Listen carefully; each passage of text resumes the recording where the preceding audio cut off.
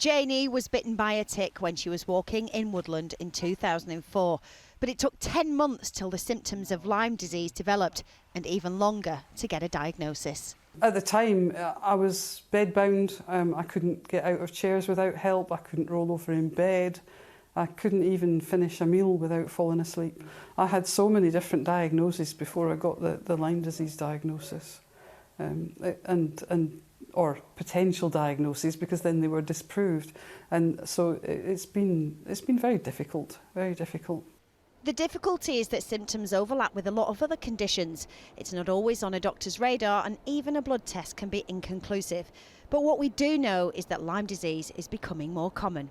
It's previously been thought there were around 2,000 to 3,000 new cases of Lyme disease every year, but scientists now think there could actually be around 3 times that amount, putting the figure closer to 8,000.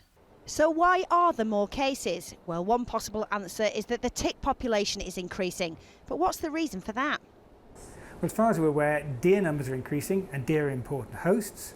And then the climate appears to be changing. If we get warmer, wetter winters, the ticks will bite all the way through the year.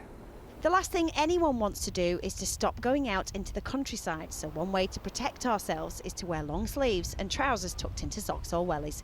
But what if we are bitten? Well, the key thing is to try and remove the tick as quickly as possible, because it takes about 24 hours for the infection to go from the tick into the person that's being bitten. So you can remove the tick using a small tick removal tool. It's like a little crowbar that just hooks underneath the tick's mouth parts and levers the tick out. The good news is that even if we are bitten, the chances of being infected are still very small. But if you start to develop a fever or a rash, go straight to your GP and tell them, because the earlier Lyme disease is diagnosed, the easier it is to treat. Ruth Liptrot, 5 News.